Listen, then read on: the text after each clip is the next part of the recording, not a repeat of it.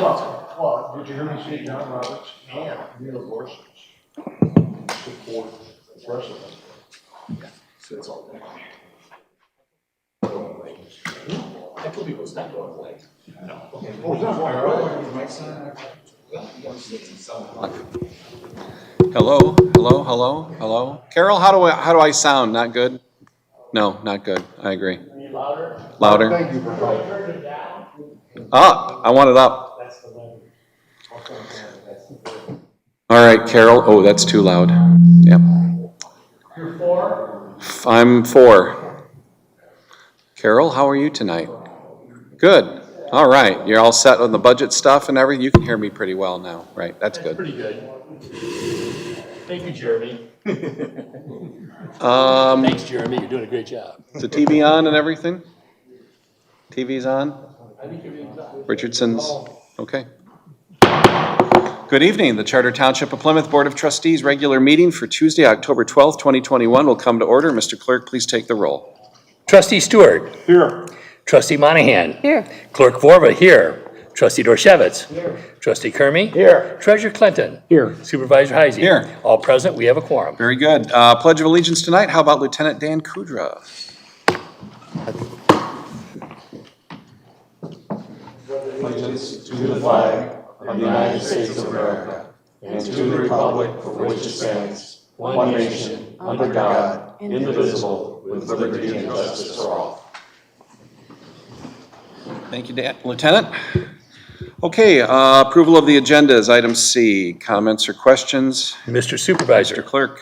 I move for the approval of the agenda for Tuesday, October 12th, 2021. Motion's made by Clerk Vorba. Is there a second? Second. Second by Trustee Stewart. All those in favor signify by saying aye. Aye. Very good. Item D, approval of the consent agenda. This will require, I believe, a roll call because we are doing the annual calendar meeting. approval and That the is correct. calendar approval. Any comments or questions on the calendar? It's pretty self-explanatory. Mr. Supervisor. Mr. Clerk. I move for the approval of the consent agenda for Tuesday, October 12th, 2021, and we need a roll call. Motion's made by Clerk Vorba. Is there a second? Second. Second by Trustee Monahan. All those in favor signify by saying aye. No, we need a roll call. Oh, I'm sorry. Need a roll call. You're right. Okay. Supervisor Heisey. Yes, sir. Treasurer Clinton. Yes. Trustee Kermy. Yes. Trustee Dorshevitz. Yes. Clerk Vorba, yes. Trustee Monahan. Yes. Trustee Stewart. Yes. Motion carries. Okay, thank you very much. Item E is public comment, limited to 3 minutes. I think we have someone would like to speak. Nope, come up to the podium. Come to the front and give your name, please. And if you could spell your last name, that'd be great. Okay, is there a microphone I need? It's right there, the flat one. It's the flat one. No. Is there a button to show Yeah, the press? it's on. It's on? It's on. It's already on? Red is on. Red is on. Okay, good. My name is Mark Knopper, spelled Knopper. Knopper. I live in Plymouth Township. I've been living here for about 2.5 years with my wife. I moved from Ann Arbor. I just wanted to talk about the power reliability, the electric reliability situation. We've had a lot of outages, specifically in September and October. Obviously, earlier in the year, we got slammed by the storms, I guess in August, maybe July. And I appreciate that DTE tries very hard and tries to be reliable, but I feel like we're not getting enough information on what's happening. Why have we been seeing these outages? What are they doing about it? A lot of things have changed in the last number of years with communication technology. We've got things like nextdoor.com with hundreds of neighbors all talking about the same thing, and every time there's a power failure, you get several hundred comments about what's going on. But the fact is, DTE has only commented a little bit. They've said they're going to do something about it. They've made a public statement. They actually had some interesting comments that they're doing this drone survey where drones are taking pictures of the poles, and they found some damage on the pole that might account for some of the momentary outages. That's all well and good, but I feel like the township ought to be putting pressure on DTE to make things more reliable and to provide information to the community about what's going on. I feel like they have the knowledge, they have the ability, the technology is there to communicate with people, but they're not using it. So I sent a complaint into the Michigan Public Service Commission, and some other people on Nextdoor did, and I heard Mr. Heisey talk about the township doing that, or talking to the Public Service Commission and DTE. And I want to encourage more of that, and I want pressure to be put on DTE. I mean, they're a monopoly. They receive money from all of us. They should be working as hard as they can to make things more reliable and to reassure the community that they're going to continue to improve things. So that's it. Okay, so let me just, I'm going to break from protocol and just comment on that. First of all, we agree. I wish that I ran DTE. I think we'd be doing a much better job, but we don't. So we take a lot of complaints, and we've had dozens and dozens of complaints. Really, it started, for the most part, in mid-September, and I've probably had almost daily phone calls and emails with our DTE rep, and from the best I can determine, and I'm certainly not an engineer, but I think from what I have gathered from my conversations is because of the series of storms that we've had over the summer, DTE crews go out and they fix things, but I don't think they're fixing it the way they should. It's not sustainable. It's good enough for a short-term fix, but what they'll tell you is they really need to go back out there and tighten the screws, tune it up, put a lid on it or something, what they have to do, and they haven't had time to do that. That's the excuse, because there's just another storm. And as soon as we're done with one storm, there's another storm, so they're pretty much blaming the weather on the fact that they have not been able to get out there and tighten up the system. And it's not unique to Plymouth Township. It's throughout western Wayne and western Oakland County. Now, we've had some other anomalies which are going to happen. We had a school bus hit a electric pole a couple weeks ago, knocked out power for a good 4 to 5 hours in the central and western part of the township. That kind of thing is going to happen. But we're all very frustrated and disappointed with the lack of reliability in the system since the summer storms. What we have done, in addition to just our repeated complaints and frankly threats to DTE, we're looking at a variety of options. I've been talking with the Attorney General's office on some options. I don't want to disclose what that might be. We've also informed residents on how to file the complaint with the Michigan Public Service Commission. And we've also posted they're having a Zoom meeting on Friday, October 22nd on reliability issues. And it's the AG's office that told me about that, and that they are encouraging members of the public to tune in and complain at that level as well. I've asked DTE to come to this board meeting at some point, and as you can imagine, they have hundreds of communities that they have to deal with, so they're not really excited about doing that. But we have also asked them to come before the Conference of Western Wayne, which is an alliance of 15 Western Wayne communities all the way from Dearborn to Plymouth Township. And those meetings are very effective, and literally it's the mayors and supervisors of all of the communities on a dais like this. And I'd like to have DTE come to that meeting so that they could give a formal presentation, get some good question and answer going, and that we could video that meeting and then replay that on our website and on our Facebook page.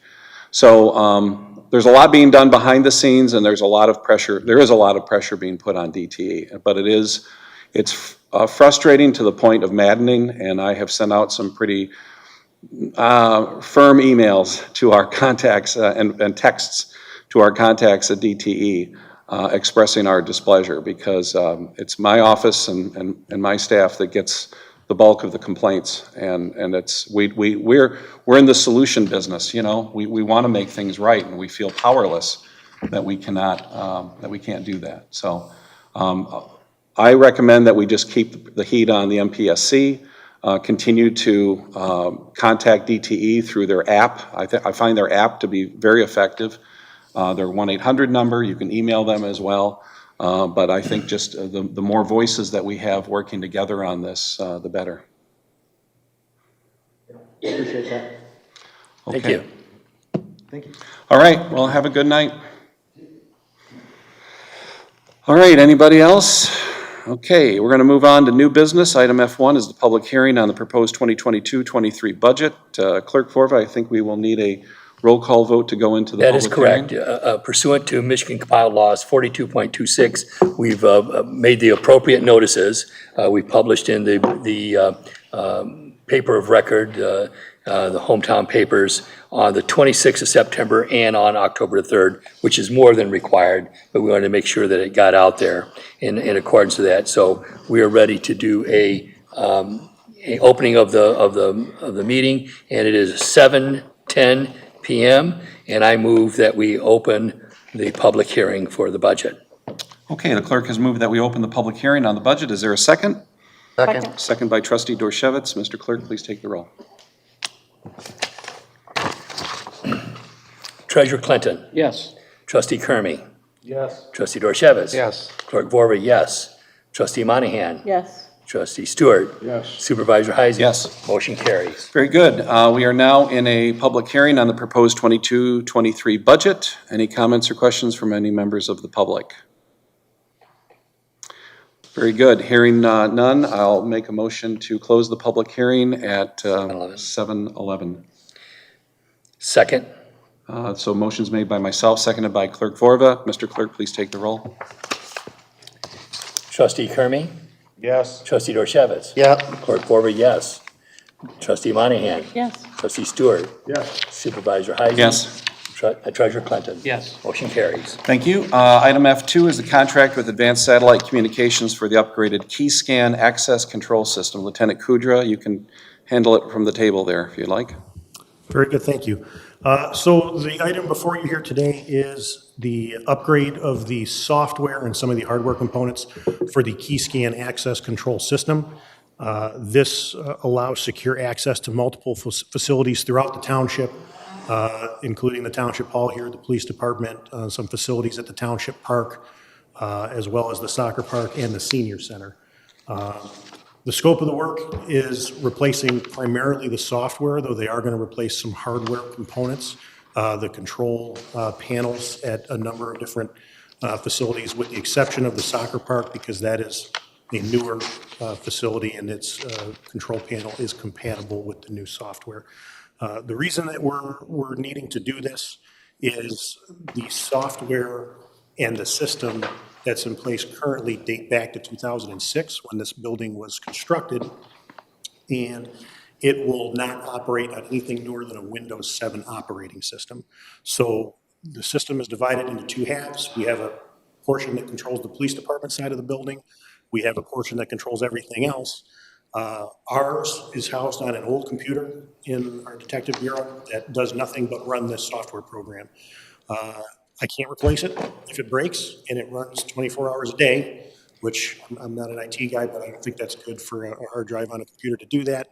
The township's portion of it is, from what I understand, run on a obsolete server in our IT director's computer room, and that is the only thing that server does. And it is on borrowed time, from what Bob Jenks notifies me. In addition to just, if one of these things goes down, it's going to cripple our system and we're not going to be able to get access unless we have metal keys to the building. They are a security issue because both of these are connected to the network. They run on a Windows 7 operating system, which is no longer supported by Microsoft, so it doesn't receive security updates. So we want to upgrade that to a more current operating system so we can come more in line with modern security upgrades and whatnot that are supported by Microsoft still. As far as this project goes, it's something that we have been kicking around and trying to make happen for the past, I think, 2 or 3 years, and it has been pushed down the line up until this year, and we're finally getting around to doing it. The money has been set aside from 3 different capital outlay funds from 3 different budgets. The police department capital outlay fund, the general fund capital outlay from the township, and then also some money from the general capital outlay fund for the senior center. And I don't remember what everybody's piece of the pie was, if you will, but the total came to $42,000. I did solicit bids for this project. I only got 2. The one that we're going with is Advanced Satellite Communications. They are the company that initially installed the system that we are working with now and have been maintaining it ever since. They came in cheaper than the other company. The other company was Actron Security Systems, Actron Security Alarm Systems, I'm sorry. They were 13% more expensive than ASC, and it would have not been as easy of a process because you cannot just import all the databases and we would have had to recreate all of that. With ASC, it's basically an upgraded version of the software that we have now. All of our databases will transfer over. We won't have to recreate all of that, and everybody can still use their key fobs. And we're able to retain much of the door lock hardware and the key scanners that we currently have because those work just fine. And with that, I will admit that I'm a little out of my comfort zone. This is pretty IT intensive, which is not my area, but I will try and answer any questions that you might have. Okay, any questions for Lieutenant Kudra? I think So he's we done a don't good need job. new fobs, right? We do not need new fobs. Oh, good. So spare fobs are available if we have to purchase them? I have a whole lot of spare fobs. I believe so does Sue Brams. Yeah, if you've lost a fob or if you need a new one for some reason, talk to Sue, really, that's what I would do, or Dan. Yep, I would start with Sue. yep. So with the two systems, you actually have to talk to both of us if you want access to the police department and the township side. But in order to get access to the police department, we still have to be fingerprinted and everything, correct? Correct. Okay. All right, any other questions for Lieutenant Kudra? Hearing none, I will entertain a motion. So moved. I move to approve resolution number 2021-10-12-67 with Advanced Satellite Communications, Inc., authorizing the upgrading of the township's key scan access control system for an amount not to exceed $31,500 from the general fund, capital outlay accounts as outlined in the attached resolution, and authorizing the township supervisor to sign all required agreements. Motion's made by Trustee Stewart. Is there a second? Second. Second by Trustee Monahan. Mr. Clerk, please take the roll. Clerk Vorba, yes. Trustee Stewart. Yes. Trustee Monahan. Yes. Treasurer Clinton. Yes. Supervisor Heisey. Yes, Trustee Kermy. Yes. Trustee Dorchevitz. Yes. Motion carries. very good. Thank you. Next up is item F3. This is the fiscal year 2022 proprietary funds, which includes water and sewer, the senior bus, and the solid waste budget requests. And Ginger is here tonight again to walk us through these budgets. Now, you may remember that the water budget used to be done later in the year, but it's a best practice to get all of these budgets done at the same time. And that also makes the finance director's life much easier because when all of the budgets are finalized and approved this year, then she'll get to work on the audit. So it's just, and once the audit's done, then we start on the budget again. So this is the life of the finance department. It's a PDF. Oh, Bob said he would load it. Oh, Okay. maybe he did. Maybe he put it on the desktop. Let me look. Hold on. Yeah, here it is. There we go. The little thing down in the bottom right corner. Yep. And then just click once. There we go. So to make, good evening, board members. To make your life a little easier this evening, I know last time we all met on the general fund budget. Sorry, I don't know why I feel like I have a frog in my throat this evening. So tonight I actually printed the PowerPoint slides off in some pretty colorful slides. They're back to back, so you just flip them front to back as you go. And I'm going to start the presentation with our 588 Transportation Fund. We'll then move on after we talk about the revenue and the expenditures. There'll be 2 slides on that. We'll then move on to the 592, which is our Water Sewer Fund. There'll be several slides related to the revenue, and then I believe 3 slides related to the expenditures. And then we will touch on the 596 Rubbish Collection Fund, which will be the last 2 slides, and there'll be a revenue and an expenditure slide there as well. So we'll start with the Transportation Fund. which has an expenditure budget of $131,900. I did make a correction to the memo. The memo actually had the 2023's expenditure on there, so there was a typo on there, and he wanted to make a correction to match the worksheet and the budget slide. So you all should have also your worksheets in your packet. I believe those start on page 103.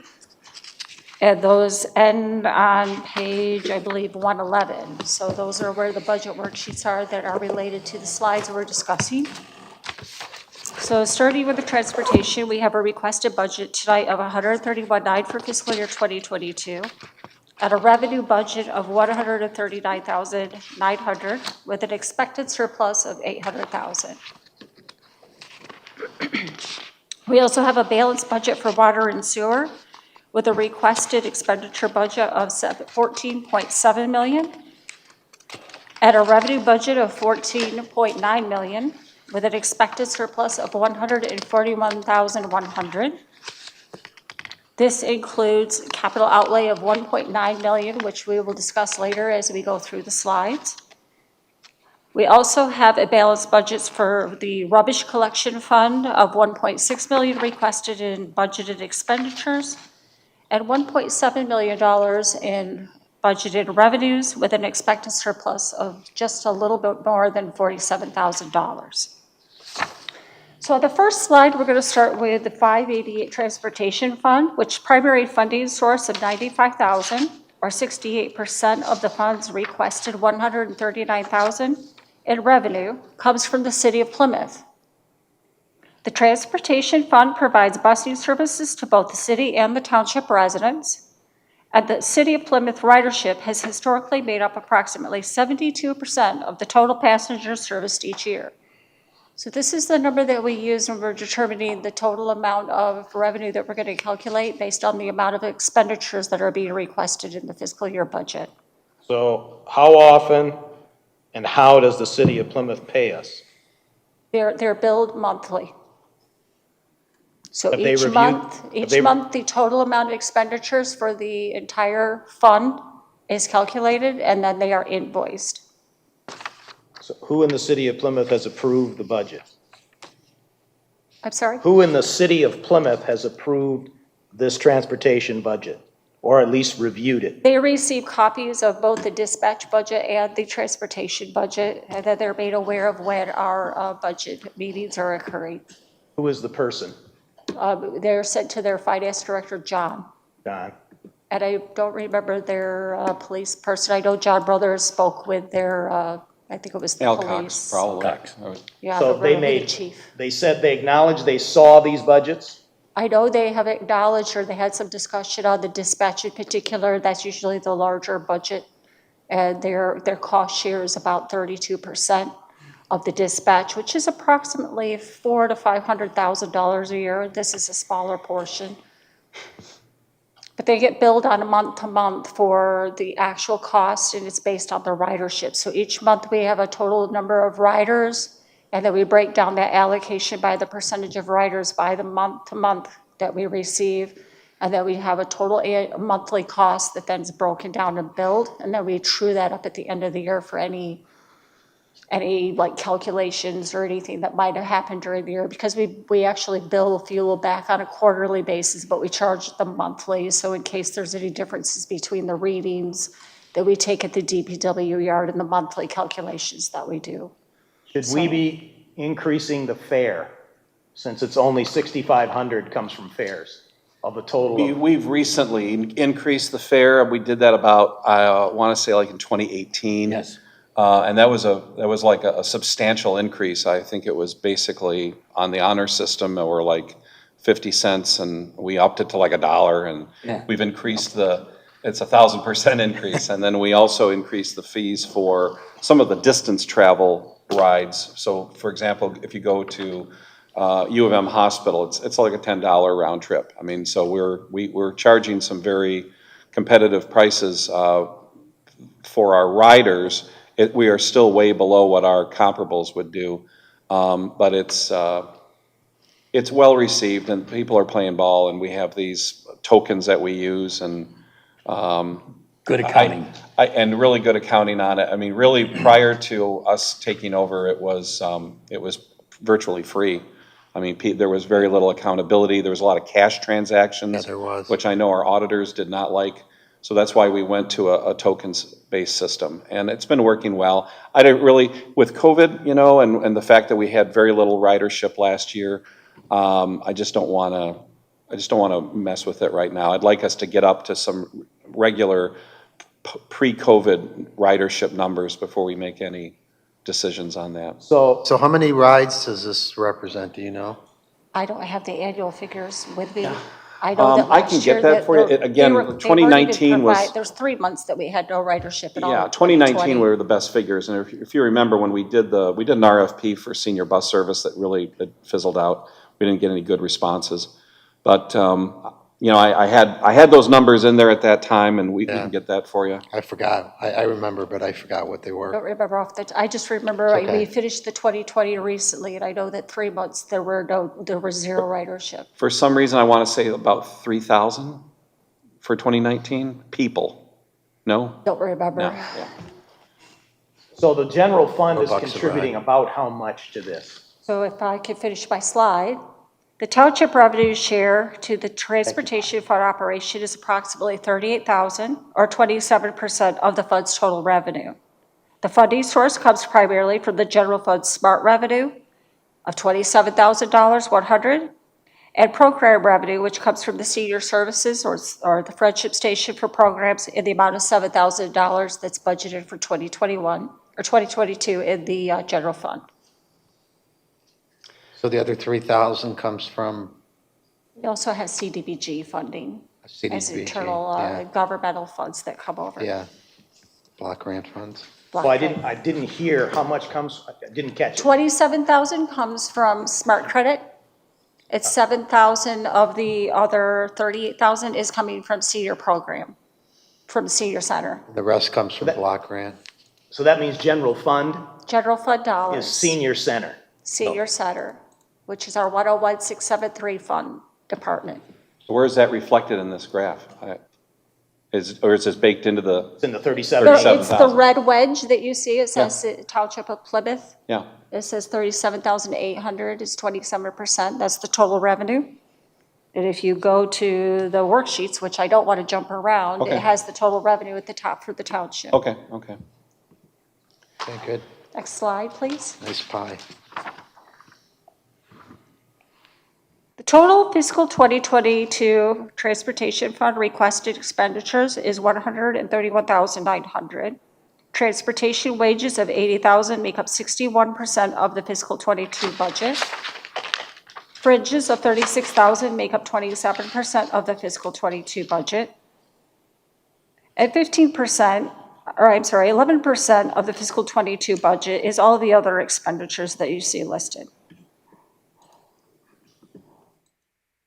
Almost didn't This do is- it since they were small dollar amounts, but This is probably more of a revenue question again, Ginger, but what about are you accounting for the COVID funding that we received?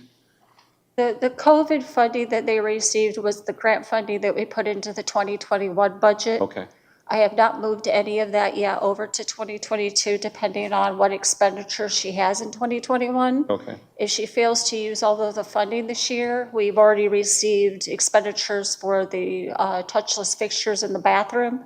It's my understanding that the touchless water fountain has been completed, and we should be receiving the invoice for that.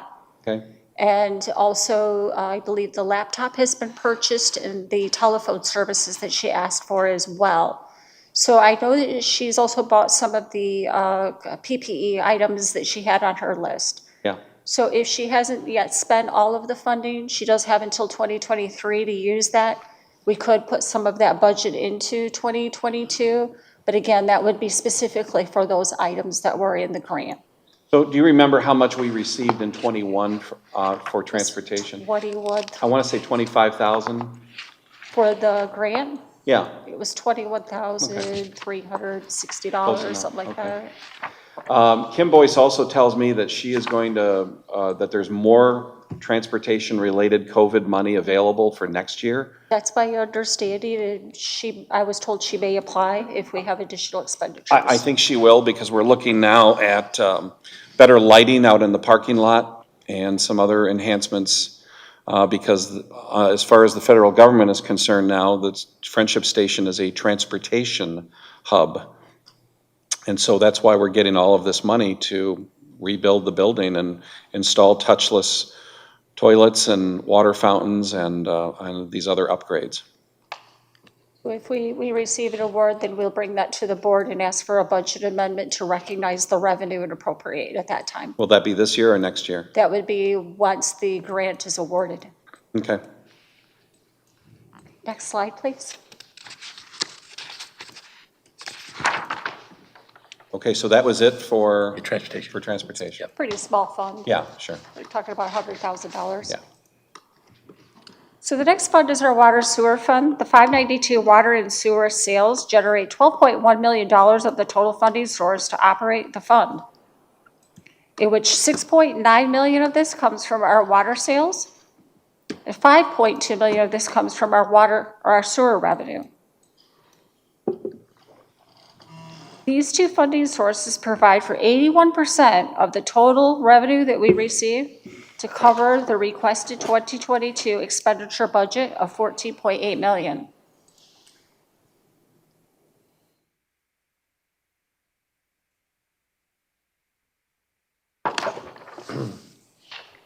The water sale chart demonstrates a 5-year water sale revenue comparison, which reflects variable gallons of water usage over the last 3 years. The water sales revenue calculation is based on the actual average of the 3 prior year water volumes that are used in the township. I have provided you with the actual gallons of water that was used in 2018, 19, and 20, and the average of these 3 reflect the number of gallons of water used, which is approximately 1.2 billion gallons of water. The fiscal 2022 water revenue of $6.8 million is based on an assumption of a 3% mid-year inflationary increase. The current 2021 water rate is $5.82 per 1,000 gallons, and the requested fiscal 2022 water revenue assumes a 3% increase, moving the rate from $5.82 to $5.96 from July to December. This revenue calculation also assumes within it a 5% leakage. Again, until we receive our information from Great Lakes Water Authority, this is an assumption. I believe last year the water increase was something close to 3.9 and the sewage was 4.1. So we believe this is a conservative inflationary adjustment that's been assumed to cover the expenditures in the budget at this time. So the leakage is just spread out across all the sales, obviously. But we talked about if we replace water meters, that should have an impact on the leakage. Over a period of time. So the number on that would be? Until they're 5%. all replaced, it would take time, but we would, Yeah. I believe that until all of the meters would be replaced, we would still assume a certain percentage of leakage. Right. each Even year. after that, some of the pipes leak. Right. Yeah. Right. And sometimes you'll have a catastrophic Correct. event at a business or a house where it's, if we can identify it, if we had a smart meter at some of these locations where we've had these major leaks, especially if it's a corporate location, a business location, we would have the ability to go back and frankly recoup our loss. But we don't have, we really don't have that level of accuracy right now. Patrick Felrath is in the audience, DPW Director. Is that 5% leakage? Is that sort of an industry standard in this area of the state? No, it's a Plymouth Township. Oh, okay. Factor. Yeah. Okay, It's in the ballpark. okay. What percent of the meters are assumed to be changed out in 2022? I don't have that information. So Pat, you're gonna have to, Yeah, that Could you You're come gonna- up? You gotta come up here, because they're Maybe not that's in gonna, the expenditure thing. they're not when gonna we get hear to you. that. yeah, can we just, let's hold off on that for now, because I know we're gonna have questions for Patrick later on. Yeah, we're still in the revenue section. okay. So can we go to the next slide, Yep. please, Bob? Yeah.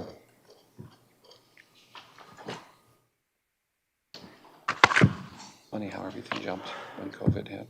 The number of gallons used for water calculation is also used to generate the sewer sales revenue, which is represented on this slide. And the calculation is based upon the same average or the number of gallons of water used over the last 3 years, which was the 1.2 billion. This graph shows, based on the previous slide, that the township collects 1.4 million in Watua debt service revenue, which makes up 21.7% of the total 6.7 in total sewer revenue collected for fiscal year 2022.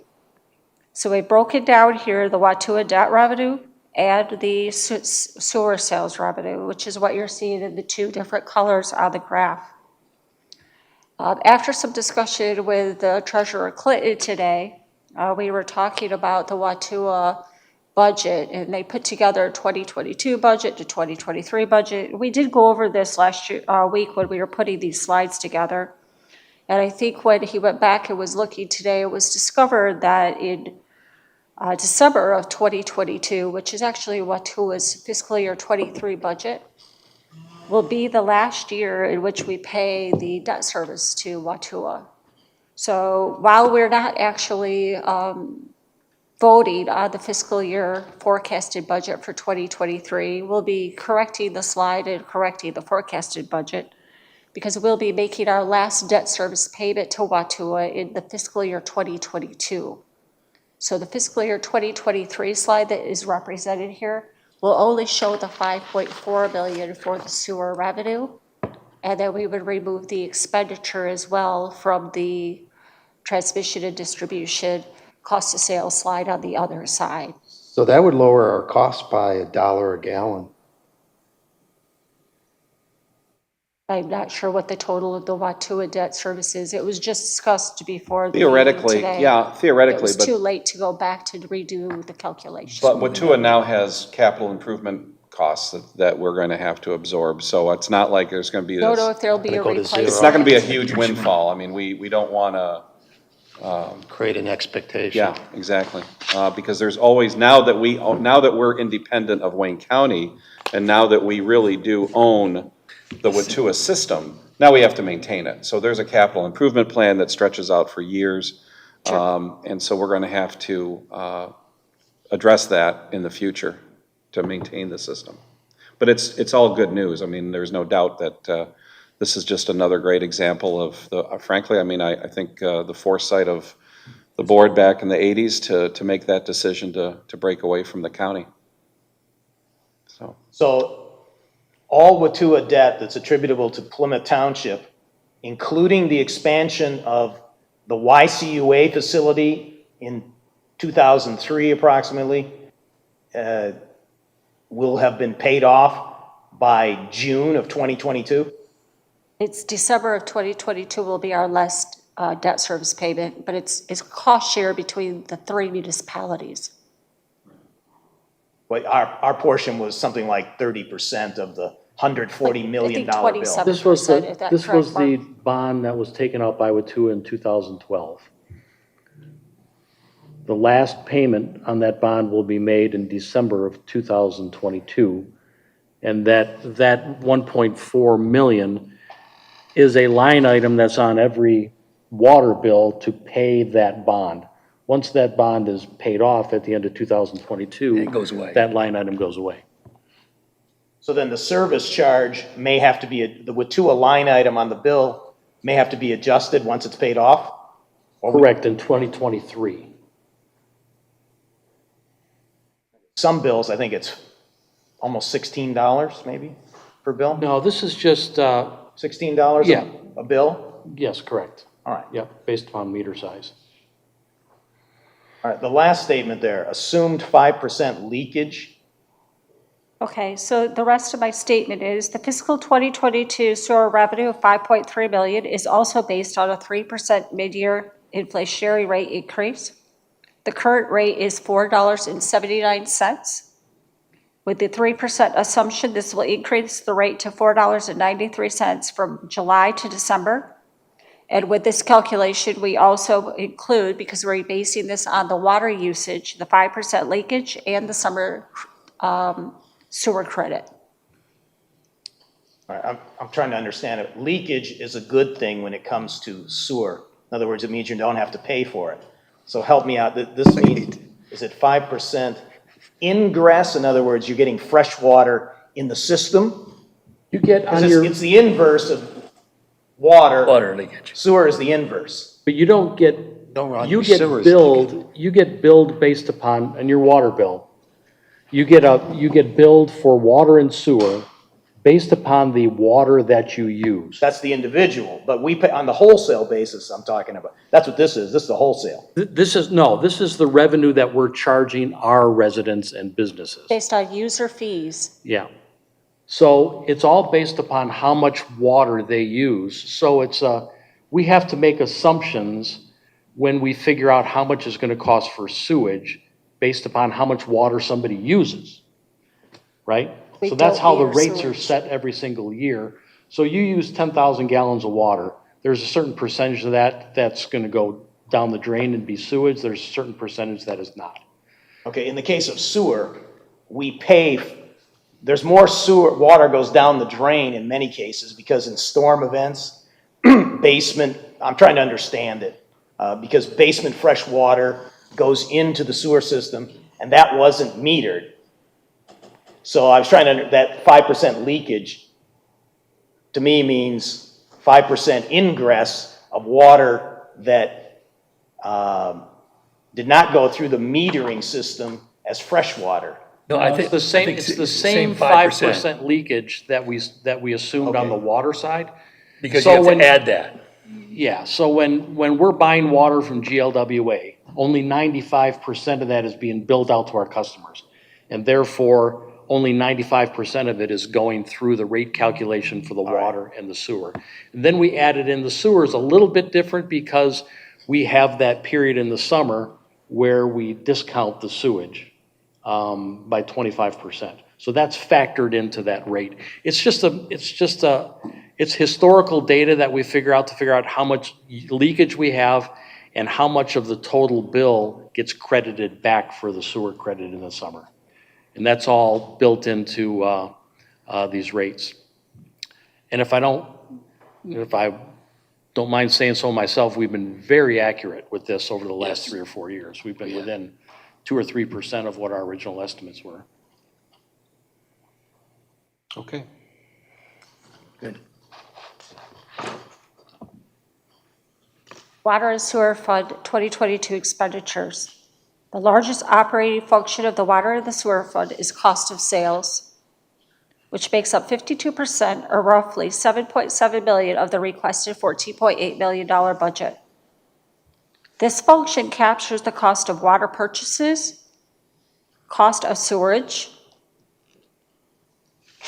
the cost of industrial waste control, and our investment in Watua.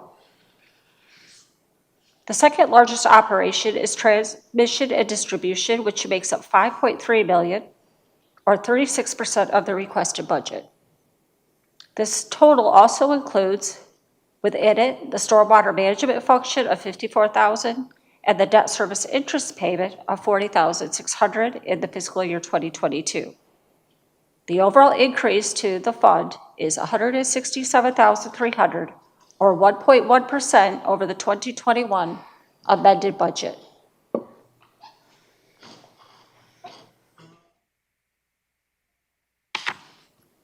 And because I knew somebody would ask, I put the debt service dates and when the last date of the payments were.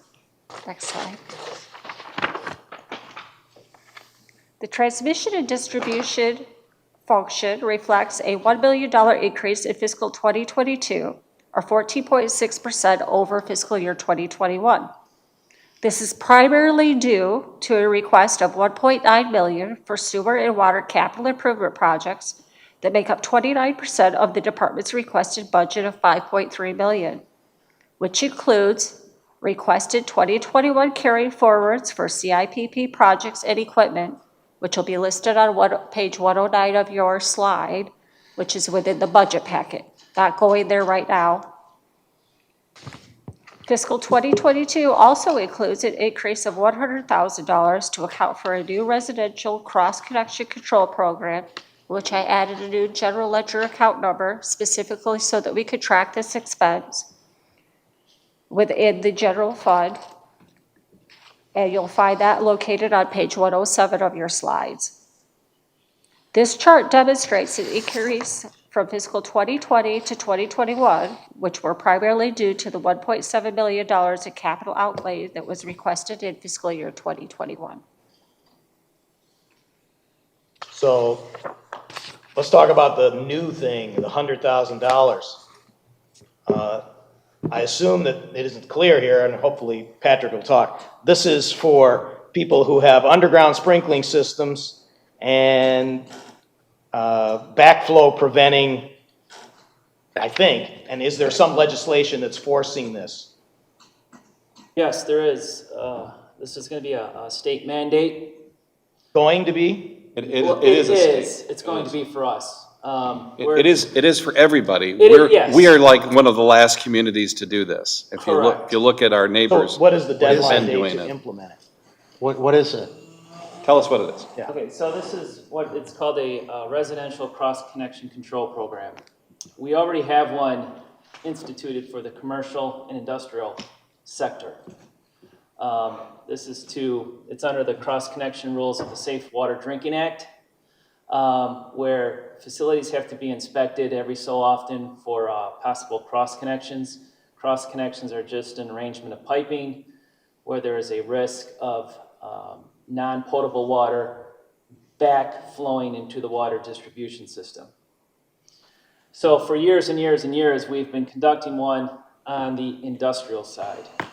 The state has, and it's been in place for years now, it's always been in the language, but the state has been slow to enforce, is to include the residential portion.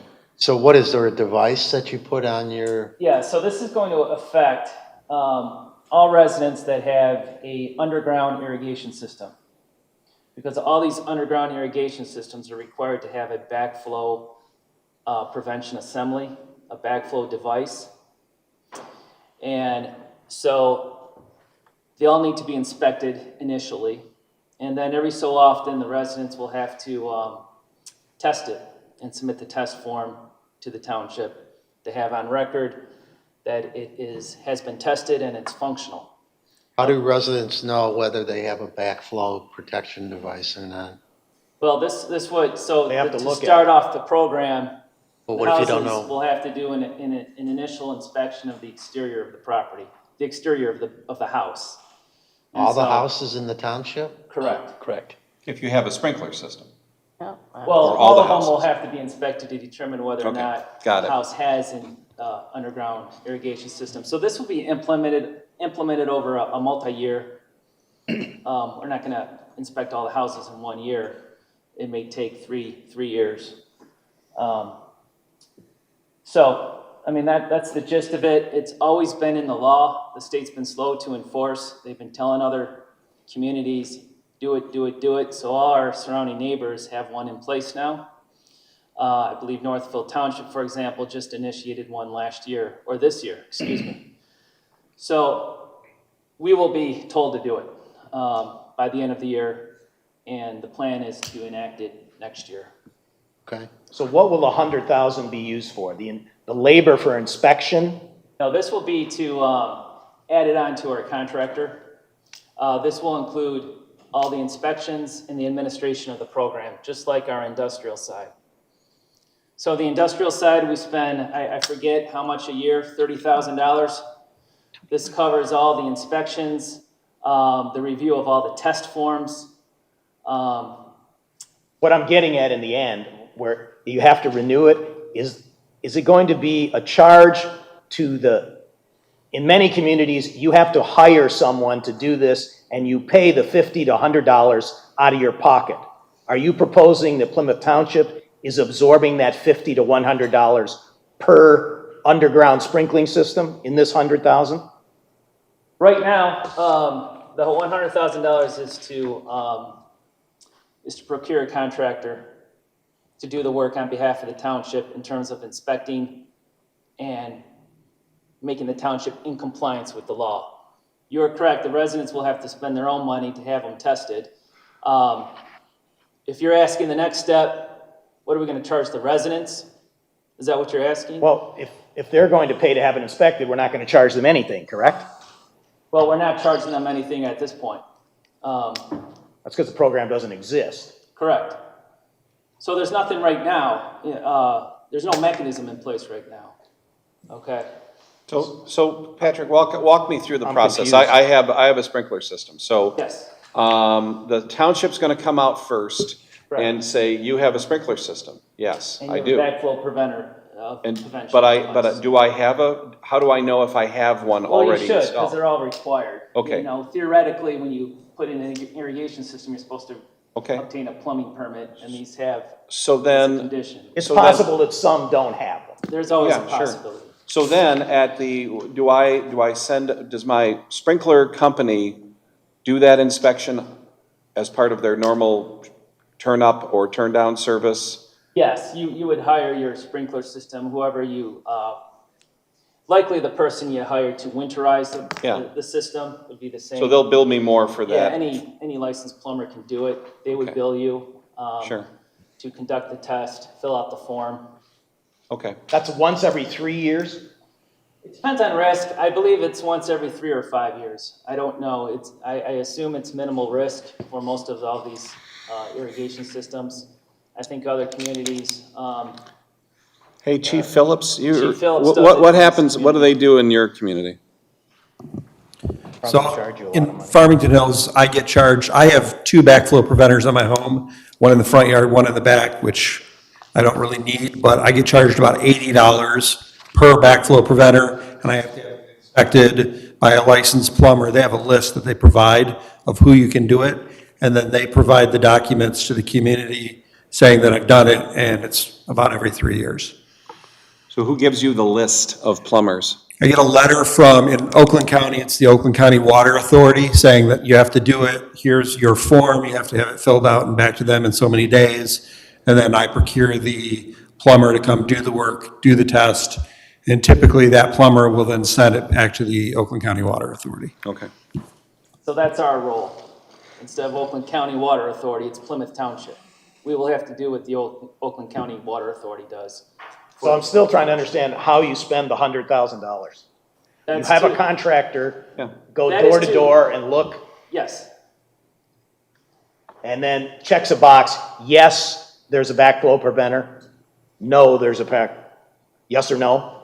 yes. And then it they- also collects the forms and ensures compliance that the forms are, someone has to review the testing forms and to ensure that the device is passed. So there's a process. That's what I was trying to understand, the process. The testing process, it's identical To the to the commercial. commercial industrial. No, I'm talking about the administrative process Oh, that generates $100,000 in expense. We have to hire a company to do it. We have to hire a company to do this, and we have 10,000 homes, probably more. Well, it's like 10,000 homes because they're all on the water system. There's basically only one company that does this in the region, isn't it? Correct. Yeah. Yes, so we have to extend the contract. Extend the contract. Yeah. HydroCorp, right? It's a hydrocarbon, it's a limited, So in the case of residential, you'll only need them to do this once, or they will continue to administrate They the will forms? continue to test their backflow preventer once every 3 years. What if I want that company not do it? What if I want my plumber to do it? Like, No, you hire your own licensed plumber to do the testing, but the form is provided by the township, and it's our inspector that reviews the form. yeah, And if there's administration. compliance issues, it's our inspector to go back out to your house to see what the issue is. and our inspector is a contract company that we use for Correct. our current industrial. I'm trying to understand if we're passing the cost of this and spreading it over the entire customer base, because remember, there are people that don't have sprinkler systems. So I'm trying to understand, So to the people ensure that we're not don't have an irrigation system, they're gonna receive a visit from our township contractor And the inspector is gonna determine there's no outdoor irrigation system, therefore they won't be part of this program. But every 5 years, we may have to Recheck.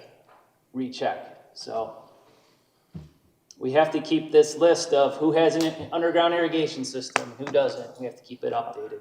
Hose bibs are not required then on older homes that have, backflow preventers are not required on hose bibs then. They should be, Technically, they are. They are.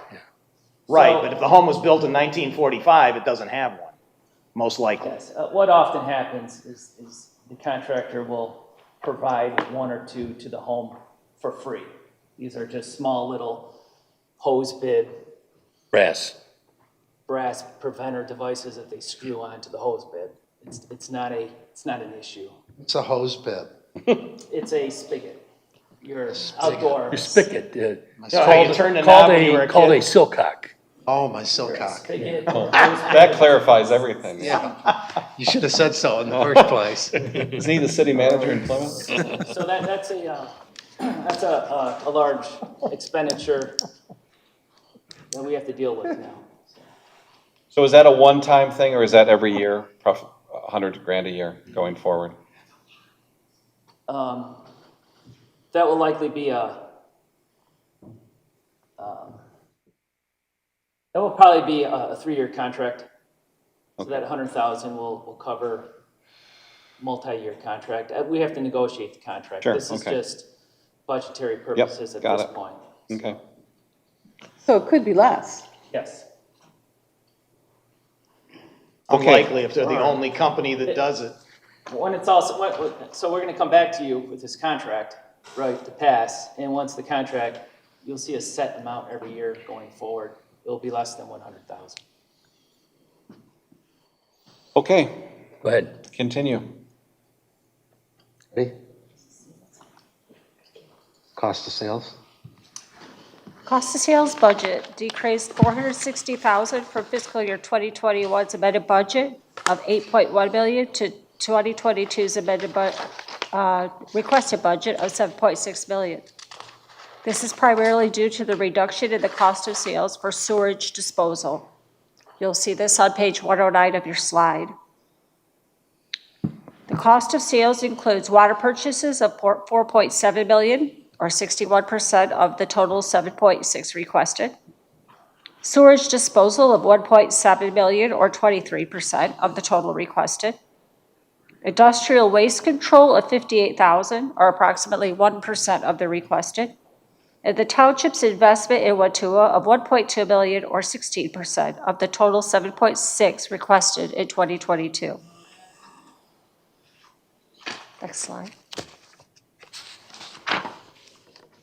Okay, so that was the end of water, right? That was the end of water. Can we talk about the capital projects now? What they are, $2 million worth? So Patrick, you want to walk us Sure, through that? sure. So, it's under account capital outlay. Page 109. Gonna be on page 109 of your packets. It's at the top of page 109. The account number is at the bottom of page 108, and then the listed requests for projects and equipment are at the top of page 109 is the footnote. So the capital outlay projects, so number one that's listed there, year 2022, this is the CIPP, it's the cured in place pipe. It's another name for lining of the sanitary sewers. This is year 2022 projects. So we have a new list of, it's around 7 locations throughout the township. Sanitary sewers will be lined. This year's program is yet to start, but we intend to, the 2021 program will be taking off next month, this month, and we'll have that completed by 2022. But 2022 is a new set of locations. These are all 8-inch, 12-inch sanitary sewers that will be lined with cured-in-place pipe technology. What is that dollar amount? I can't read it from here. It's $420,000. And that's pretty consistent with the previous 3 programs, 3-year programs. They've been in the $500,000 range. The next project, it says CIPP water. That's actually a typo. It's just water, not CIPP. This is a water replacement project. We have to replace a section of water main. It's an old 6-inch cast iron water main. It's at Ann Arbor Road and Maryland Avenue. This is a stretch of water main that actually goes under Ann Arbor Road. Maryland is just west of Haggerty, in front of that Plymouth Town Center. And the main feeds the subdivision to the north, or to the south. That's called Arbor Village. Arbor Village subdivision. So this is called out to, this is a $250,000 budget to replace that water main. And it's a high priority water main. We experienced a water main break on that section in 2020. And the break was actually under Ann Arbor Road. At the time, we made a field judgment not to rip open Ann Arbor Road and cut the main and open another valve so the subdivision continues to be fed, and to deal with this at a later date. Now, since we've done that, that subdivision is no longer looped in our system. So we're at high risk because the other feed is just west of that pipe that feeds that subdivision. And if we have another main break under Ann Arbor Road on that one, then that entire subdivision will be out of service. So So there, this is to replace the loop on the water distribution system. for right that here, sub- Patrick, can you, right here and right Yes. here?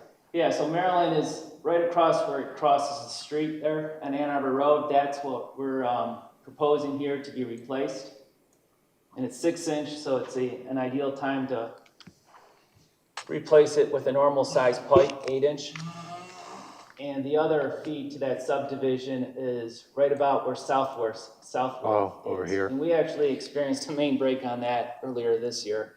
Fortunately, it was in the right-of-way on the north side of Ann Arbor Road, so we dodged a bullet there. But the intent is to restore that loop, so that subdivision's not at risk of losing water, and it's better for water quality, et cetera, to have a loop in the distribution system. So that's what that's called out. How much is that amount? Well, it's been budgeted for $250,000. We have to, that's a budget amount. There's a lot of factors at play there to determine what we're gonna do because there's so many utilities in the right of way. Is there any road construction scheduled for that area? No, not in that area of Ann Arbor Road. We gotta look at different alternatives there, whether we bore underneath Ann Arbor Road again or instead connect it along the right of way on the south going east is another option. So we'll look at that, and again, that's one of those projects we'll have to go out to bid and come back to you on. So the third project is the carryover that I mentioned of the cured in place pipe that's scheduled for this year. We do intend to finish that this year. There's still 3 more months left to the year. The next one, the next one's a big project. This was in the budget as 2 separate items in the past, and we lumped them into one because we're going to go out to bid as one project. This has to do with the DPW facility on Port Street. So we have work to do there. We have the installation of it's called a Vector pad. If you recall, we talked about this. It's a sloping concrete pad that we use to discharge waste from our sewer vacuum truck. If you recall, we have a vac truck that uses a commercial vacuum to pull waste from the sanitary sewers, and it puts it in a tank that's on the trunk, and then we dump it on this pad to separate the solids from the liquids and reroute the liquids to the sanitary sewer or the storm sewer and dry out the waste so we can test it and take it to the appropriate landfill. That's what this pad is for. What have you been doing up to this time? Well, fortunately, we have been using GFL, but we can't count on that going forward. And in the past, we haven't been able to clean sewers as often that we plan to do going forward. So we're going to be pulling a lot more waste from the sewers. And then the other scope of that project is to regrade the entire DPW yard. And we talked about this before. The storage yard is filled with stockpiles of miscellaneous materials. The grades are all wrong. When it rains, it's a mud bath. The trucks Now, is any of that, can't drive on it because it's so is any of bad. that, is any of that area part of the sale for Leo Gonzalez? Yeah, it is, and this is still a very dynamic process here. We're still going to be responsible for the bulk of the cost. Cost of that? However, this dirt pile, which I understand was a vestige of the Township Park parking lot project, apparently. But we don't intend to move that. No, that's staying there? Yeah, that's. Okay, that will, It'll be Leo's. Leo needs to move that. Leo- That's what was my understanding. Leo needs to get rid of that part. But Yeah. as far as the parking lot, well, okay, then, Patrick, you Yeah, can this is embellish. really, we're sort of, we've been holding off on this, but We've been holding off on this since I started here. I mean, we talk about doing this every year, and there's always Right. something that, The only sense of urgency now with the lifting of COVID is the state has mentioned that Yeah. they will be doing stormwater audits.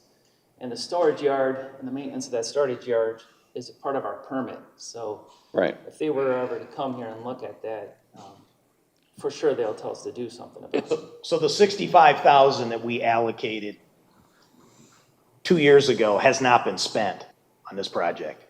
No. All right. I take that back. To a certain extent it has. We had SBA do some surveying and. Well, we've done the preliminary engineering preliminary work on it, yeah. engineering on it. But it has not been constructed, so. If you have broken concrete that is there that you have to get rid of, Nagel's taking it for free. Actually need it. Pardon? We need it. We need crushed We're actually concrete. looking for some. Well, they probably will sell you the crushed concrete. Well, we're gonna actually steal it Steal from it. MDOT. Not steal it, but Borrow. I think the idea is that we're gonna talk to MDOT, they can just give it to us, right? Yeah, I left a message for MDOT just to ask whether or not we could take some of that concrete there, because that would be, a cheap and easy addition to be able to use instead of ag base. Why pay for it if we can get it for free from the highway project? So going down the list, the next is a small item. That's just a tool for our skid steer. And then the large item after that, again, is at Court Street, the DPW yard, parking lot and driveway repavement. Cost, we did have it reviewed, looked at, some pavement corings were taken, and obviously the drive and the parking lot is in very poor condition. There's bulk existing for the trucks that we drive over it. So that's in there to do this year. Next item, spare pump. That's just to purchase a spare pump for the Country Acres pump station. Spare pump. The item after that is the SCADA PLC. That's the PLC that's located at Township Hall. And the PLC is more or less, from what I understand, the brains of the SCADA system, the water SCADA system. That's where all the programming, the commands route through that device, and that device needs to be replaced. From what I understand from the IT consultant, it's archaic. It hasn't been replaced since the SCADA system. installed. And then the last item is just a color copier. Color copier for the DPW building. And then last item, the transit van. I'm hoping to bring that to you if I can, sooner rather than later. That's on this year's budget. Right, it's shown as a carryover for 2021. So are you satisfied with the service you're getting from the contractor on the east side of Detroit? Somewhere in Pontiac or whatever for, Oh, for cross-connection control? no, for. Pipes and stuff. For Concrete water pipes. main breaks and things like that. Oh, Superior. Yes, they've been living up to their terms of their contract in regard to response times, and I believe we are we're being provided very reasonable rates. Fortunately, we haven't had many main breaks this year, so the handful of times that we've used them, I have no complaints with Superior. All right, so the concrete breaker, you're not expanding your scope of work. You're using it for something else? Because in the past, the contractor would break the concrete. Right. Yeah, and at times for very small jobs, it's very difficult to find a contractor. And this is, we're not expanding our scope, but it's work that at times we can do. And, you know, if you're uncovering a stop valve, for example, that's under concrete, we have the need to break up concrete and maybe now and then pour a portion of a driveway or something that we can do in-house that's small, that would save us money. So that's what that concrete breaker tool is used for. Just for very small stuff that at times our in-house can do it. Not very often, but the payback will be quick if we can use it just a couple of times. So. Okay, any other questions for Patrick based on the budget numbers here? Okay, then we're gonna move on to the rubbish or solid waste budget. So we're going to talk about the 596 rubbish collection fund. The fiscal 2022 revenue is based upon an estimate of 8,850 residents. The budgeted revenue collection assumes a monthly user fee of $15.75 per month for fiscal year 2022 to keep pace with the requested expenditures of the waste management. The rubbish collection user fees make up $1.6 million, or 98% of the total funding revenues, and are the fund's primary source of funding the waste collection and recycling operation. Next slide.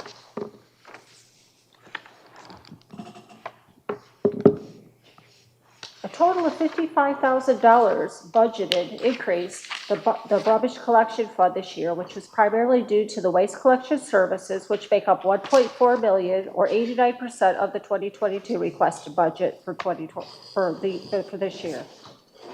The operation reflects an increase of approximately $23,000 for waste management and an increase of $9,800 for household hazard promotion, and another $23,000 for other expenditures that included wages and fringes, contractual services, and utilities over the prior fiscal year 2022.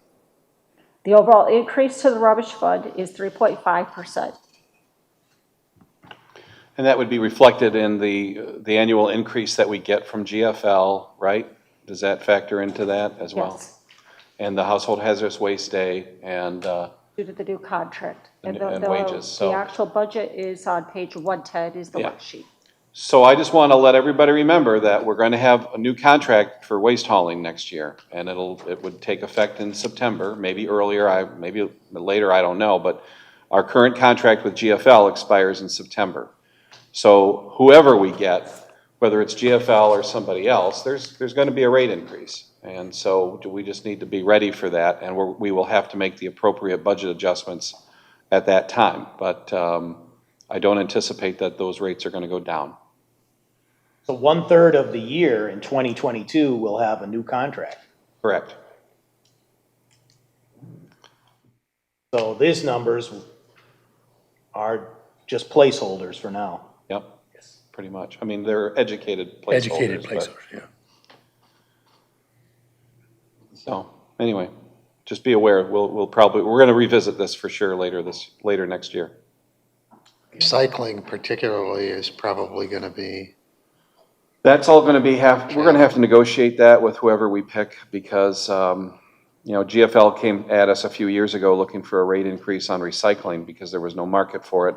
I don't think that's changed substantially. I think they've been eating a lot of that. So, Cardboard changed. a lot of it will also depend on what we're willing to pay for. What level of recycling do we really want? And those are major policy decisions that we will be making as a board. Okay.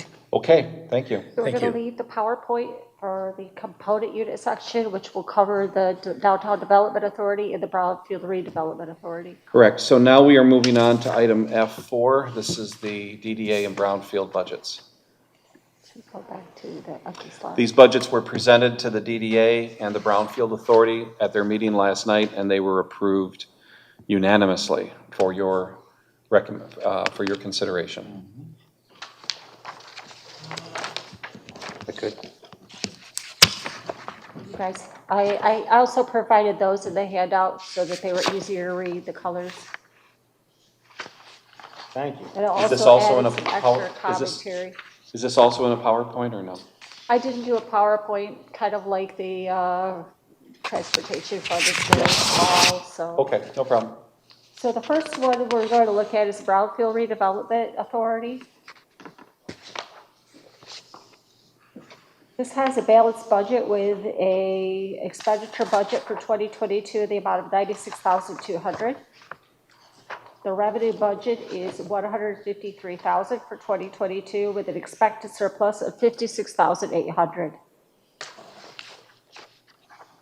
The revenue includes a fiscal year 20 and 21 revenue reimbursement from the MITC State of Michigan Land Bank funding source, which you'll see within the revenue is expected to be approximately $100,000 in the 2022 revenues.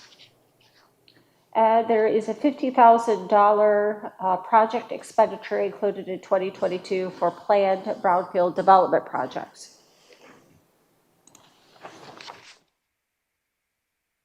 Worksheet is on page 113 of the PowerPoint slides, and it's on the back side of the handout. If you flip the handout over that I provided to everybody so you can see the colors. And Ginger, what is our estimated surplus in the brownfield fund? The 2020 fund balance was $1.6 billion. We're projecting a fund balance use in 2021 of $65,300, which would reduce that to 1.5. And then with the 2022 budget, with the expected surplus of 56, that should then bring that back up to the 1.6. Okay. So the reason why we are flush in this, there's a number of reasons, but the state of Michigan did provide $1 million to the MITC in the state's fiscal year 2022 or 23 budget. So we're working with State Rep. Kolazar and Senator Polhanke's office on the forms that we need to fill out, that the MITC needs to fill out. So the MITC, which is a separate governmental entity, will receive the check, and then they will distribute those funds to the two townships, Northville and Plymouth Township.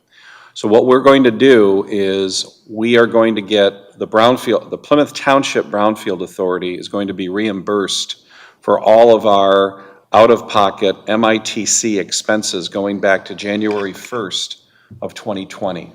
So that will reimburse us for all of 2020 and all of 21. And then that totals, that'll be somewhere around $100,000, okay? Then Northville will have a similar request because we split all of our fees with Northville. So that will leave approximately $800,000 in the MITC administrative budget, and then the MITC will pay its own bills going forward out of that fund.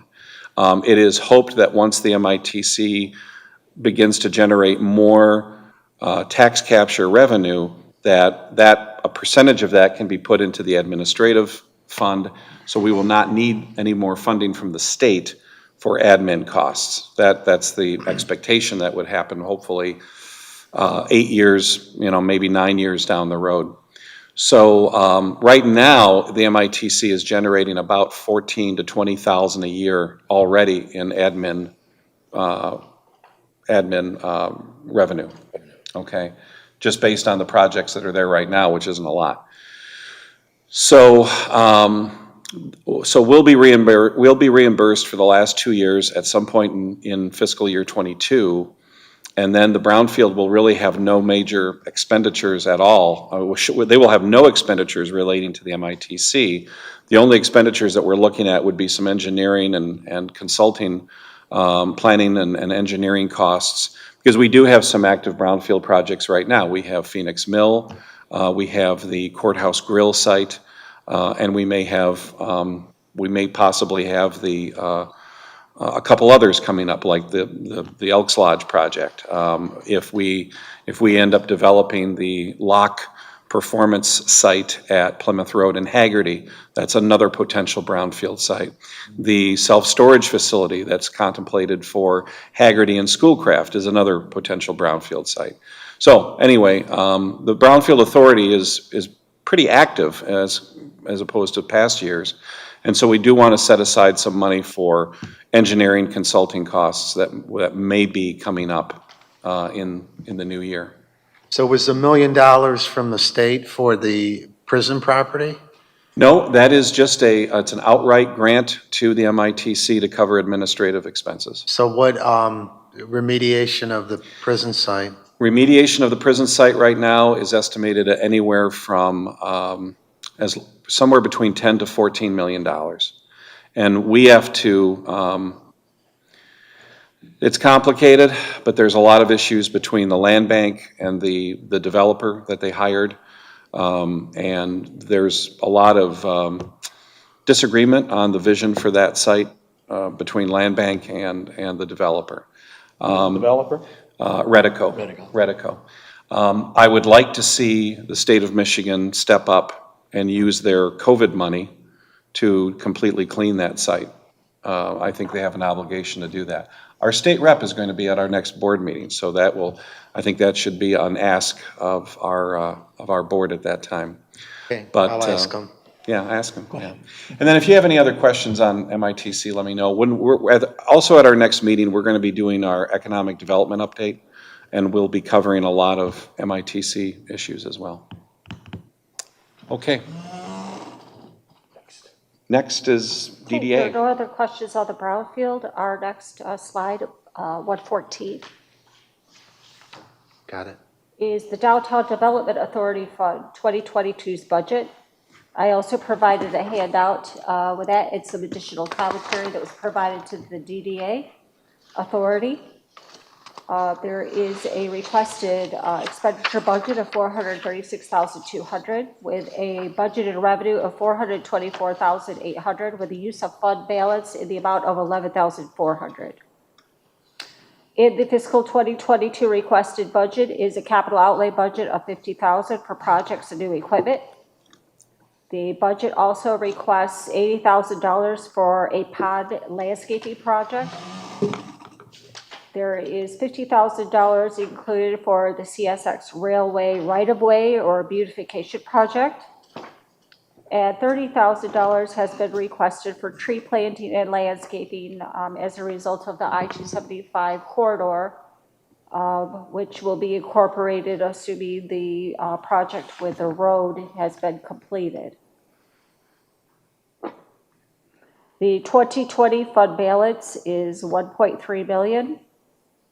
The 2021 surplus is expected to be 131, bringing that fund balance up to 1.4. And the use of fund balance in 2022 of 11,000 will remain with a fund balance expected of 1.4 at the end of 2022.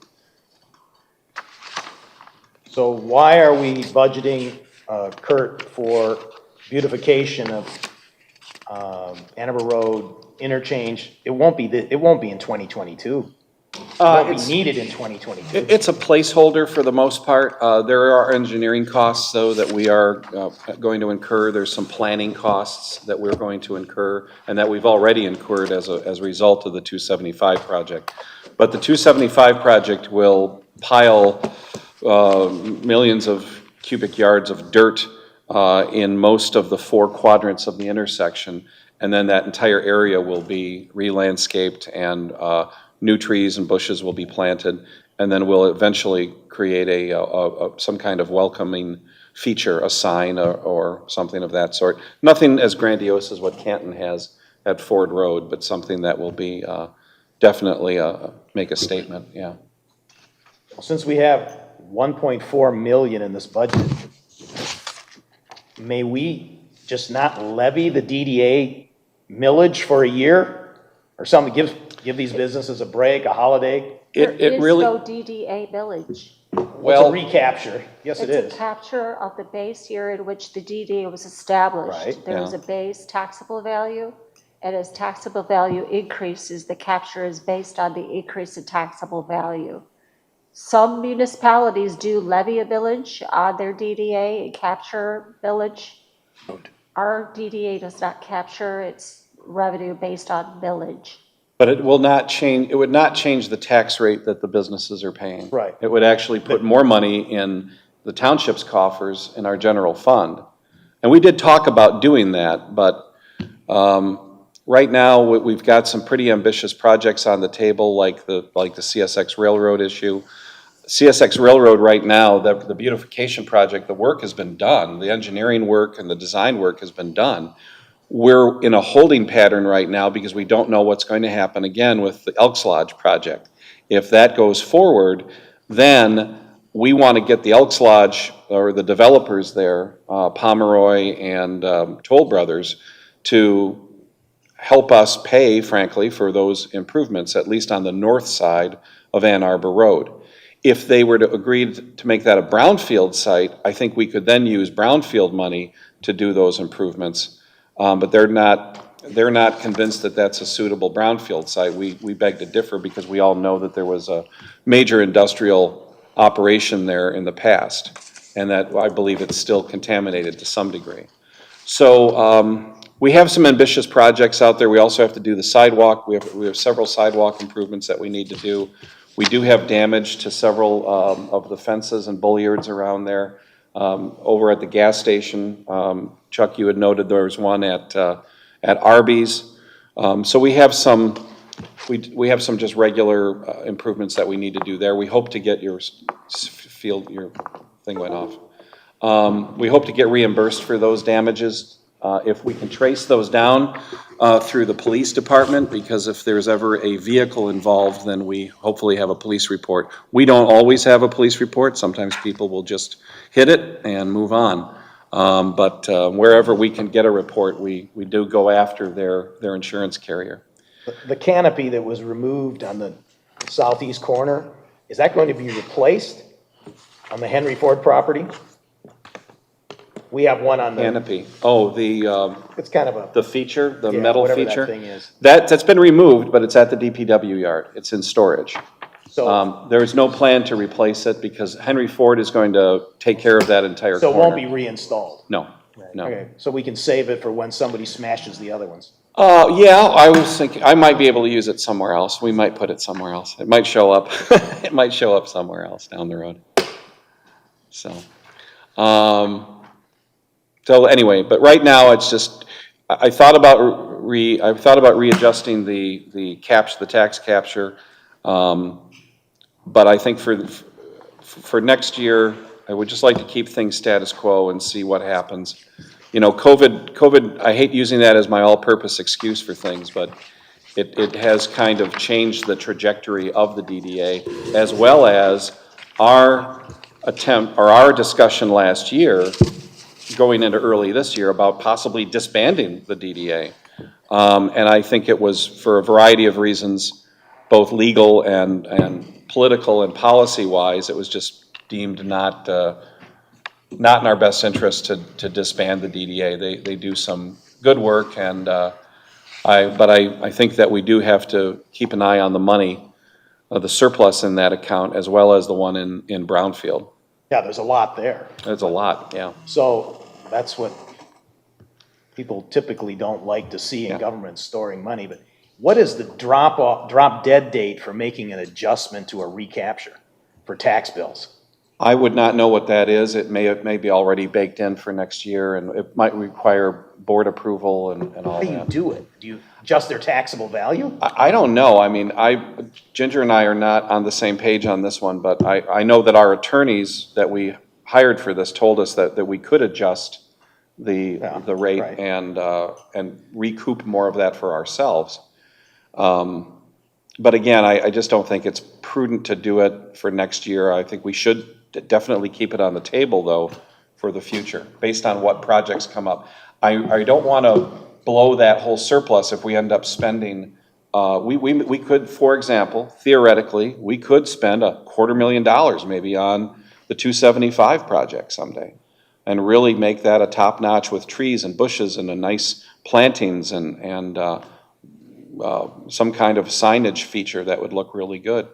CSX. We have CSX, so I mean, those are big ticket projects that we'd like to just keep in our back pocket if we need them. So anything we do in that interchange Yeah, has to have a water supply, irrigation system, or you'll never maintain the plantings, which could be something that we need to plan early.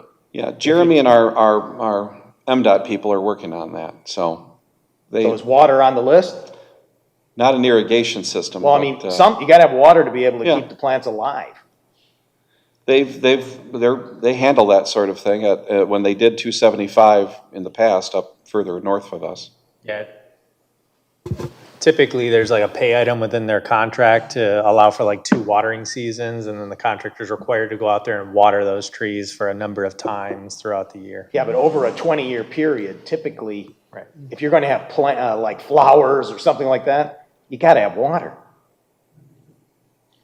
Because it won't work unless. Yeah, it's either that or just place things that are more sustainable that can live off of the rain that they receive.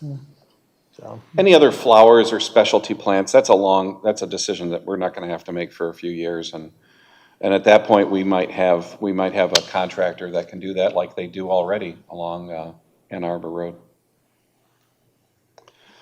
Another reason too, Chuck, why I didn't want to tweak the whole tax capture formula is because we don't know yet what we're going to collect off of Henry Ford Hospital.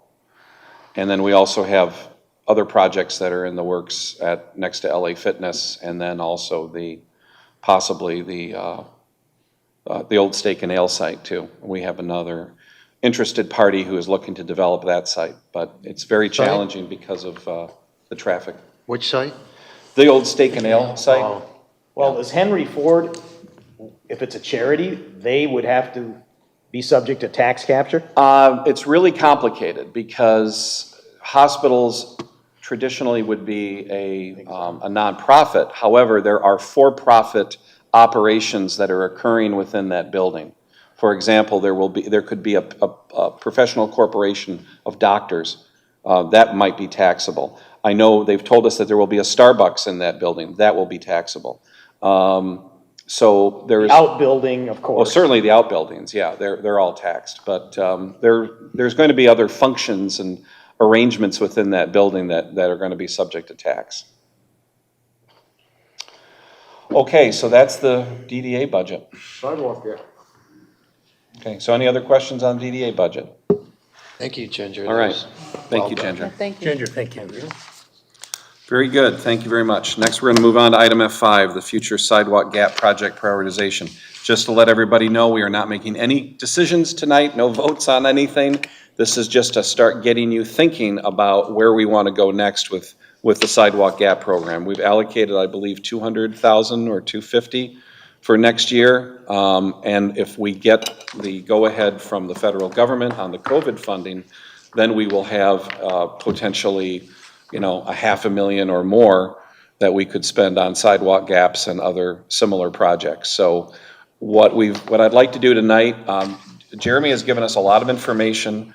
We're not going to go through it all. I think we just want to focus on the map tonight, Jeremy, and show us what we've done this year, and then show us what your team thinks would be our priorities for next year. And then what can we afford? Let's pretend that we don't get COVID funding for this.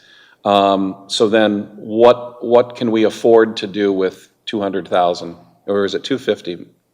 200? Yeah, 200.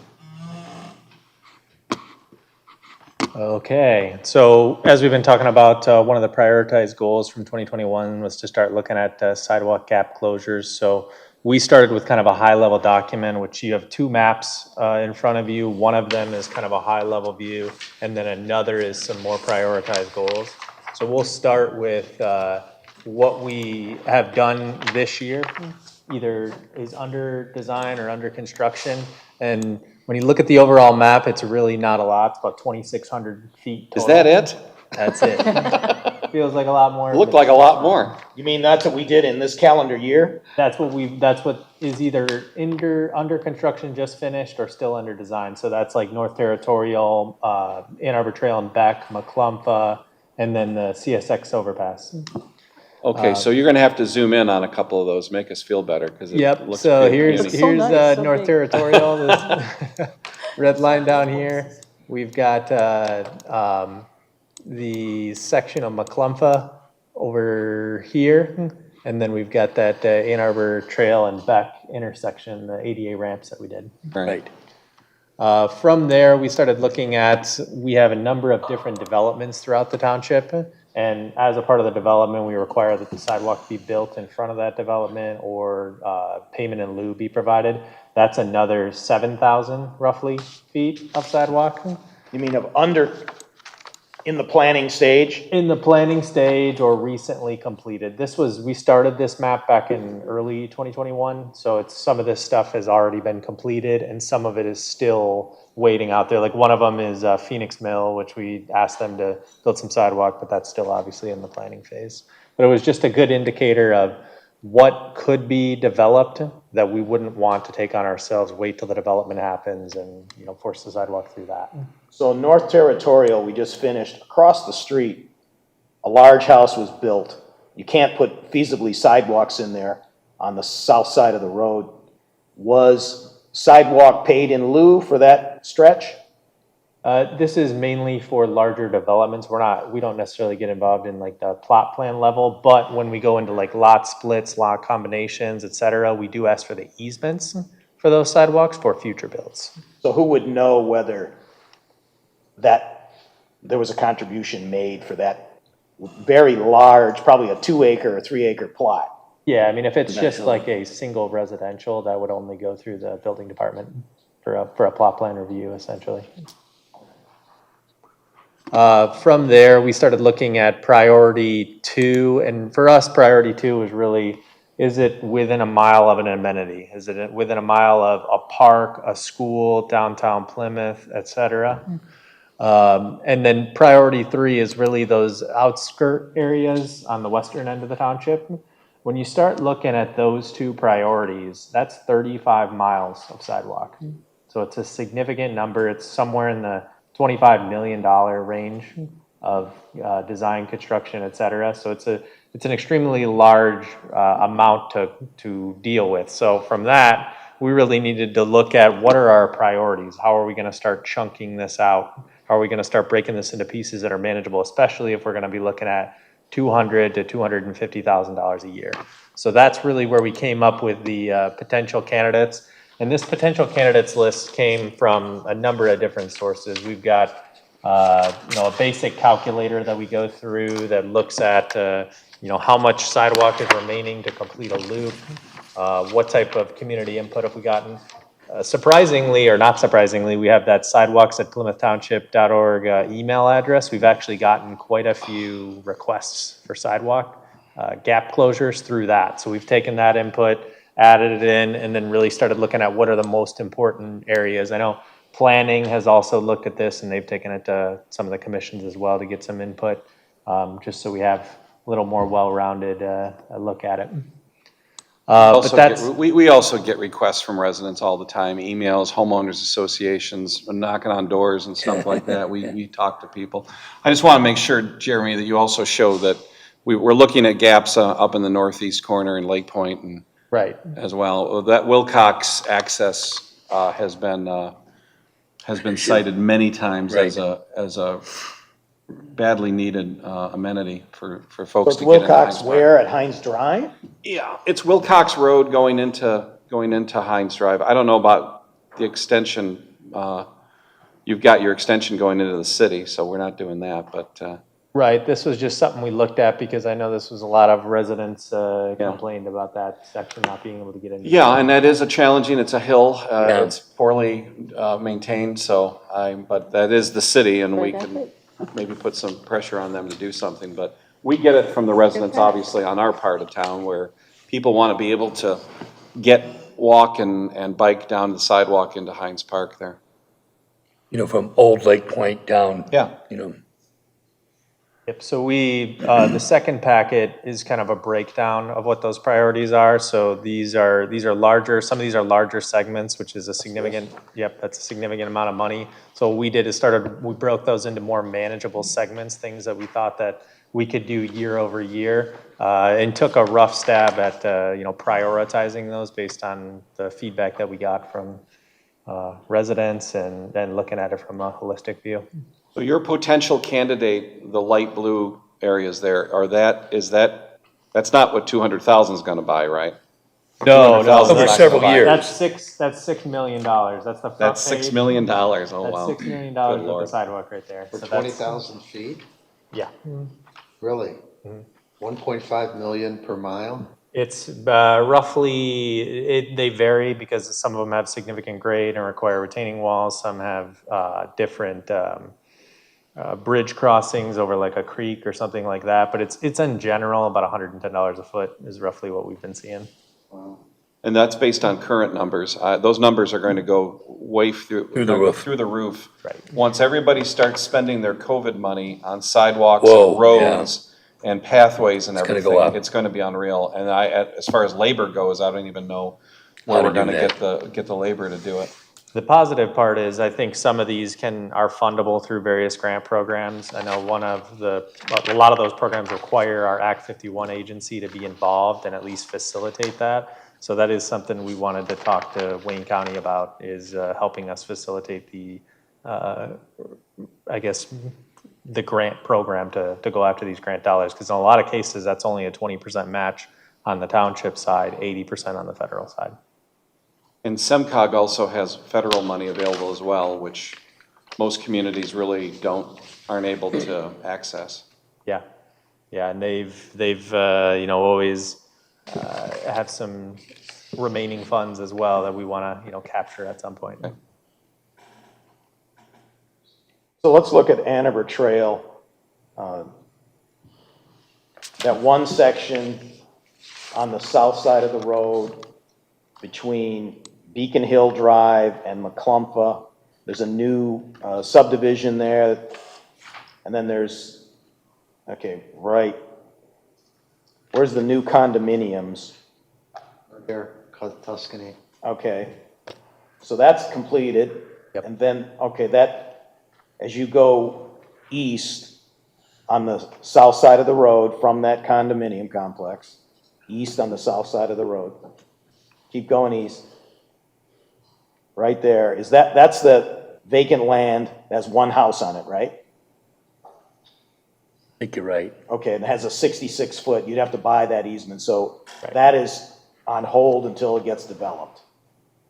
That's the only gap then between Sheldon Road and Beck that has to be filled, where you have at least a sidewalk on one side of the road. Is that correct? I think, That entire parcel only has one house on it? yes. And we have been looking at that. There's a number of these single home gaps that are out there, and we have actually put together easements and mailed them to these individuals, asking them if they would be willing to give us an easement. We've also gone, door to door in a few cases to see if we can get any feedback. All right, so that is on the list. That's a good priority. That's a real dangerous spot. There's a hill with about a 2-foot wide shoulder Yes. on the south side of the road, because it's easy to become road pizza there, because the drivers cannot see you if they're heading east on Andover Trail and coming up the hill. But we would have to acquire that easement though, right? Yes. Yeah. Unless it's sold and becomes a development. Or worst case scenario, we could condemn that property as well. We can condemn the parcel that we need to install the sidewalk. The owner is between probably 95 and 100 years old, so things may change. Yeah. Okay. Good. All right, there's another one on 5 Mile, a long standing gap. Yeah, What that's, action plan do we have for that? South side of 5 Mile, yeah, that's like number 2 on the list, I think, because it's a very tiny piece right here. Oh, yeah. Yeah. Yeah, same exact thing. Put together an easement, approach the homeowner about possibly. what did they say? Granting an easement. Haven't heard anything. Get off my lawn. Yeah, a lot of times they won't answer the door. There's a couple of, one on North Territorial that we also looked at.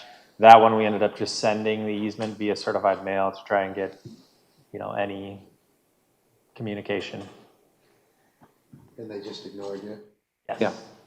We have one on North Territorial. It's a house that's been on there for a long time. It's not part of the HOA, and the HOA has tried to be nice. They've talked to them. They've tried to, they won't answer the door. And Where is it on North Territorial? It's on North Territorial, just east of Napier. It's an old, On the south side of the road? yeah, that house right there. Yeah, so I've been there personally a couple times and no answer. Well, people don't want to be responsible for removing snow, and Right. they look at it as, well, it's Trouble. going to cost me money.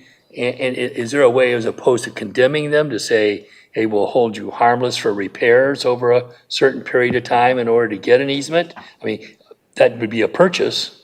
No, I mean, we wouldn't make a deal like that. We have the right to condemn that Yeah. strip so that we can put in a sidewalk for public use. That gets you sure about kind of that? problematic. Huh? Are you sure about that? Yeah, we can use eminent domain. In a township? It might be us or the county or a combination. We've just never done, this hasn't been our policy. No. We've just been using Yeah. voluntary easement gifts for $1. Right. All right. We could, theoretically, we could, buy them out and just offer them money to put the sidewalk in and not go to court on it. But that establishes a bad precedent. Yeah, your cost for sidewalk goes up tremendously if you start buying easements Right. and buying right away. Has there been any further discussion with the city of Plymouth regarding? Yes. They plan on closing the gap on North Territorial next year. Jerry and I have met with the mayor. Right. The pro tem. outgoing mayor, the likely incoming mayor, and they're well aware of it, and they fully intend to fill that gap next year. They're Are they going to excited use about it. COVID money, probably? They might, because they're a city and they can use their COVID money on roads and sidewalks because they're an Act 51 community, so it would not be a big deal for them to do that. So really, that's on their plan for Yeah. 2022. That's what they've. Good job. We Thank have you. a I hope letter, that- we've had 2 meetings with Meeting them with now, them, and we yeah. remind them about it, and they talk about it. I think, Jeremy, have you talked to their city engineer? I have, yeah. I talked to the city engineer and then he followed up with the city manager because originally we were asking whether or not they wanted to participate with JB and just do a third-party agreement with the township and pay the township directly to have our contractor do it, but they declined that offer. But both the mayor and the mayor pro tem were excited about us doing our part, and they will continue to do their part. Okay. So this is not the last time we'll visit this issue. I think what we should do is, Jeremy, probably start showing us what we can get for 200,000. And then if we can get this COVID money underway, then show us what we can get for, That. I don't know, 700,000 or $1 million. And you do have some detailed estimates and detailed sketches in that bigger packet too. And it's, the only part that's confusing is the bigger segment of McClumpha is all in one estimate. So it'll say 600, 700,000, and then we broke that into smaller pieces to get down to 250.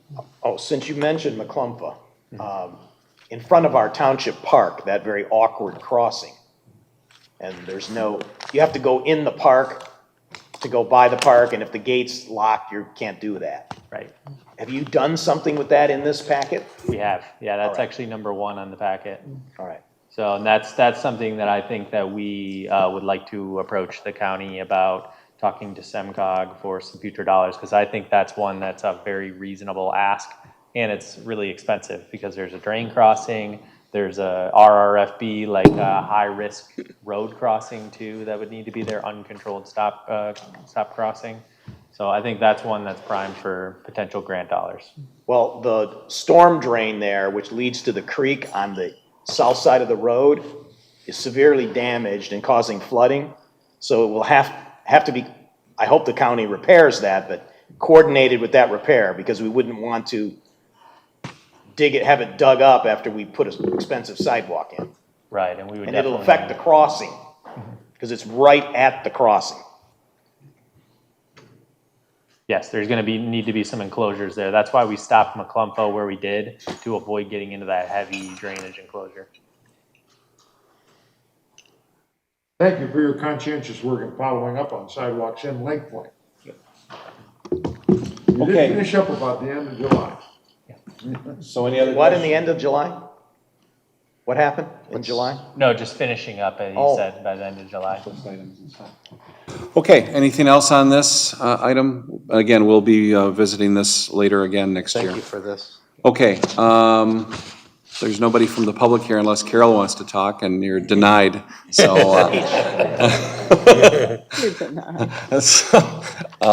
Okay, board comments, Bob? John Stewart?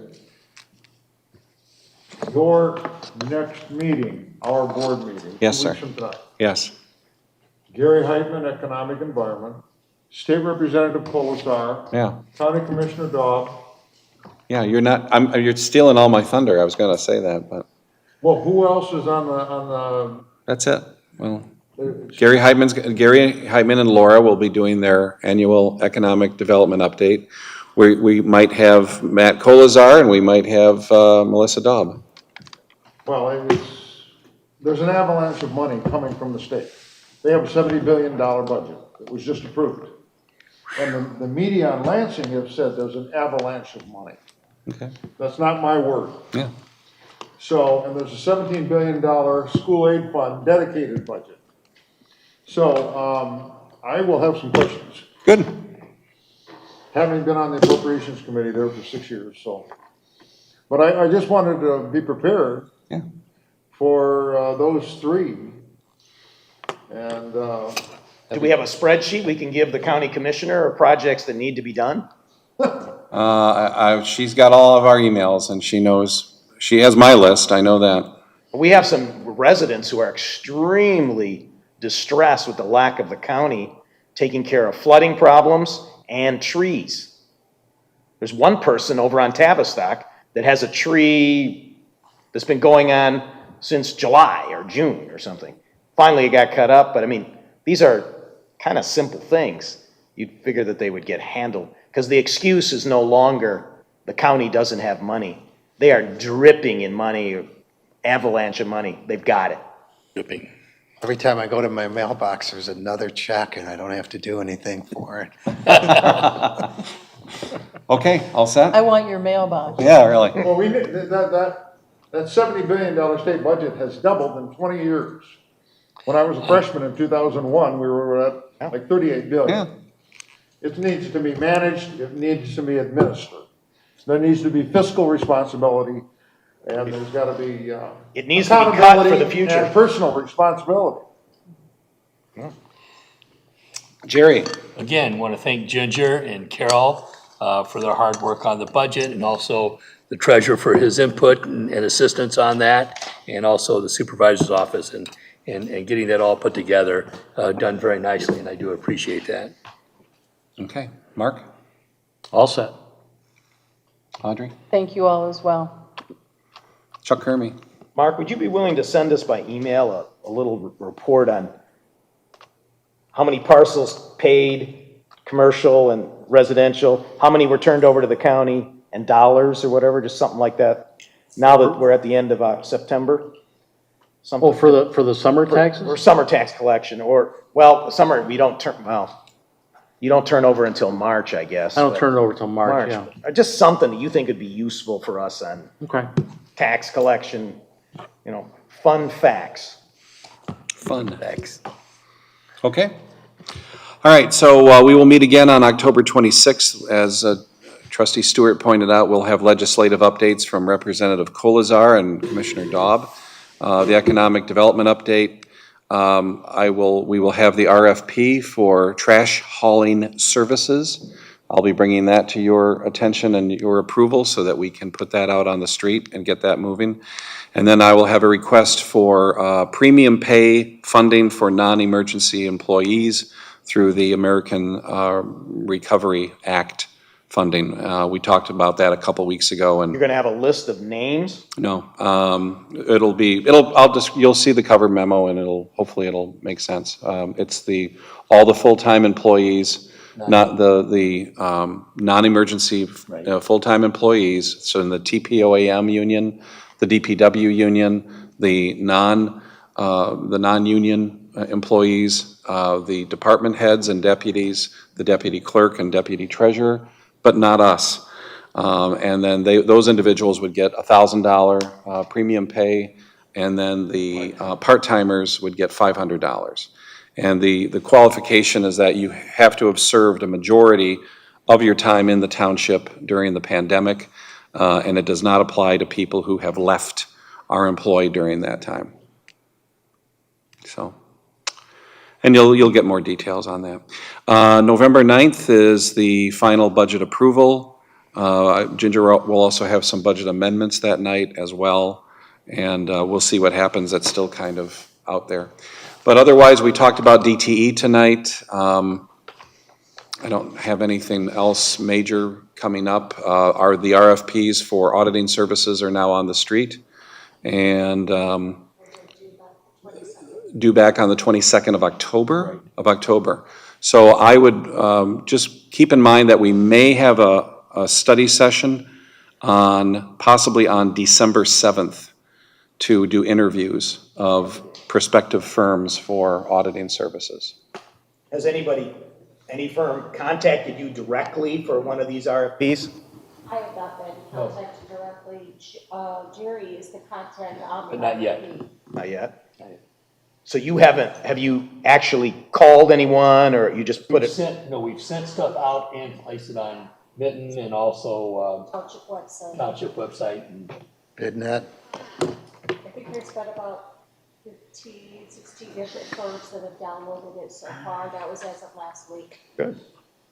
So it looks like there's A lot more than I expected. Yeah. Me too, yeah. Yeah, I didn't think there were that many. Is it on the GFOA site as well, or no? Okay. I mean, we seem to be getting a lot of hits on Mitten, so. You said it's not on the GFOA site? Which site? What did can we they do to get it download on there? It went out to 131 different locations for different vendors that request audit services. That was through the Mitten website. That included major auditing firms like EOEO, Raven. I also uploaded a copy to Baker Tilly, Ernst & Young. Plant Moran is also aware of the RFP. And there were a couple of smaller auditing firms that we looked at in the area, one's from Okemos.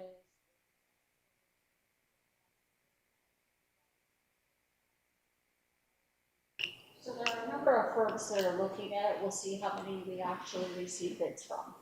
Educate me, why doesn't the GFOA accept an ad? You would have to pay to advertise at that location, and I can't guarantee the auditing services or companies would actually be out on the advertise for an employment service versus an RFP. Okay. And then otherwise, We had no comments from the public tonight, so that means we're either doing a great job or nobody cares about us anymore, so. Or both. Or both, so I need a motion to adjourn. Motion made by trustee Dorchevitz, second by clerk Vorba. All those in favor of adjournment signify by saying aye. Aye. We are adjourned.